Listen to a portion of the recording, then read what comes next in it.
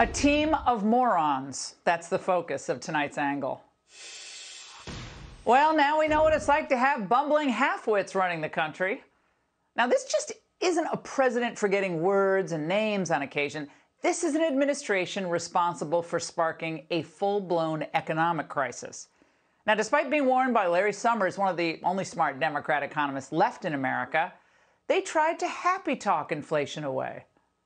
We also know that as our economy has come roaring back, we've seen some price increases. Some folks have raised worries that this could be a sign of persistent inflation. But that's not our view. Our experts believe, and the data shows, that most of the price increases we've seen were expected and are expected to be temporary. Temporary. And then they told their minions in the press to claim inflation was all just a bunch of conservative spin. It's a talking point on the right, and especially among the Trump right, that there's this Biden inflation situation happening in the country. Right-wing parties scaremongering about inflation and wages going up too high. Well, the Angle predicted the inflation bomb over a year ago. That's what they were talking about, I guess. And indeed, it's really, really bad. And even though the left was finally forced to drop its inflation denial, reporters are still trying to leave Biden wiggle room. While deeply troubling to the White House, the U.S. inflation rate is nowhere close to a record, with nearly 15% inflation in the early 1980s, along with soaring unemployment. Today, a low unemployment rate of 3.6% and a strong demand for workers offers optimism about the prospect for a stronger economy ahead. Optimism? What is he reading? Well, he forgets his basic economics and never learned it. When stuff gets expensive, as it is, consumers pull back, as they are, and businesses start laying off. It's inevitable. Indeed, over the weekend, Larry Summers veered back toward the R word. When we've had inflation above 4 and we've had unemployment below 4, essentially always since World War II, that's been followed by a recession. Now, in fact, to avoid inflation, he said the Fed would have to be extraordinarily skillful and lucky, and that they'd have a very, very difficult job ahead of them. Now, Larry's being charitable there. These people are neither skillful nor lucky. They're totally incompetent. And I know this is going to be written off as just another right-wing spin, but the Angle believes that this inflation spiral Biden created could mean the end of the Democratic Party for a generation. Remember, after Jimmy Carter, it took Democrats 12 years to shake off the Carter hangover and win the presidency again. So you would think that the Democrats would see today's news as a sign that it is time to pivot, to moderate, to learn. But you'd be wrong. I'm doing everything within my power by executive orders to bring down the price and address the Putin price hike. In fact, we've already made progress since March inflation data was collected. Your family budget, your ability to fill up your tank, none of it should hinge on whether a dictator declares war and commits genocide in half a world away. To help deal with this Putin price hike. Oh my gosh. He's still trying to sell that tired old line? All right, good luck with that. Now, Harry Truman famously said the buck stops here. Biden says it stops more than 5,000 miles away in Mariupol. Of course, this is absurd. Had Biden continued to keep America energy independent, would have gasoline down at around $2 a gallon. That would be a huge relief to our families. And had Biden stuck with Trump's economic policies, would still have low inflation and maybe even rising median income, which Trump had.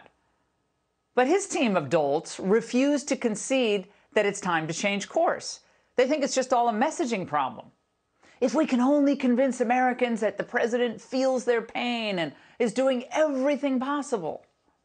You're seeing a president that is focused on keeping an international coalition resolved to do what is necessary to counter Putin's actions in Ukraine while doing everything that we can to protect consumers here at home. Jake Tapper wasn't believing that. You see his face? Well, this is a complete and total lie. Once they planned to sanction Russian oil, they needed to immediately open up more federal land for drilling, issue more drilling permits, greenlight Keystone, etc. Generally, they needed to flood the market with American oil and gas. That would have not only helped consumers here and tamped down inflation, it would have driven the price of oil down globally And that would have hurt Putin. But no, couldn't do that. They would have offended the Greeniacs. Just pray that someday you'll be able to afford an electric vehicle, people, and it'll be okay. Short of that, our Secretary of Transportation is pretty much out of ideas. There's no quick or magic fix. There's always a lot of politics around gas prices. We're focused on what's actually going to bring the relief. So the president authorized the release of the reserves. That's going to help. Oh, my God. I can't believe the Rhodes Scholarship went to him. It is an irresponsible move to deplete our reserves. It's a self-inflicted economic blow to the nation. We're not experiencing an emergency beyond our control. Biden did it to us. So all their spending, the needless $1.9 trillion in COVID relief last year, passed, by the way, with zero Republican support, the damaging COVID protocols, the controls they put in place that continue to keep our economy all bollocksed up, and their refusal to enforce the border, all of it creates more economic strain on American families. In a not-so-veiled swipe at the White House's use of Putin price hikes to explain away high energy costs, Joe Manchin exploded today in a written statement saying, "It is a disservice to the American people to act as if inflation is a new phenomenon. Hard-earned wages and financial savings are disappearing faster every month as prices continue to climb, while the pain and frustration of spending more on everyday items lingers over us all, especially among those who can afford it least." That does not include Nancy Pelosi. Yet right now, Biden not only refuses any responsibility here, his JV squad at the cabinet is doubling down on the very policies that got us in this hole in the first place. There's virtually no way to turn this thing around now without triggering a recession. That's how stupid they were. And our next guest thinks we might already be in a recession. Biden's focus, if he's capable of focusing, should be immediately trained on fixing this economic mess. His stupid move against so-called ghost guns yesterday, total waste of time. It's going to have zero effect on crime rates across the country.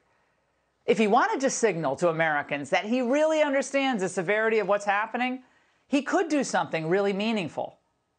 Every single person on his economic team should be fired. In fact, anyone who advised the president that inflation was transitory should resign or be terminated. This means Treasury Secretary Janet Yellen, bye-bye, Energy Secretary Jennifer Granholm, never should have been there in the first place, Mayor Pete at Transportation, he can bike away. Almost all of his economic advisors should go. And he should start with Brian Deese. And on what basis should Jerome Powell be renominated as Fed chair, by the way? His failure to respond quicker to obvious inflation concerns should mean he steps aside. The list of these staff failures is really long, take up a whole hour, but there has to be accountability. We don't want to hear anything more about the first woman this or the first that. We need the best and the brightest, whatever your skin color, whatever your background, running our economy, not the first and the dimmest. Now, the last time we saw such inflation numbers, it took 3 Democrat losses in a row to get the party's attention. They were annihilated in 1980, 1984, and lost big in 1988. So who knows how long it's going to take for them to wake up this time. I have no idea. But in the meantime, Americans will have to budget smartly, organize passionately, and choose their candidates wisely. And that's the angle. Hey, Sean Hannity here. Hey, click here to subscribe to Fox News YouTube page and catch our hottest interviews and most compelling analysis. You will not get it anywhere else.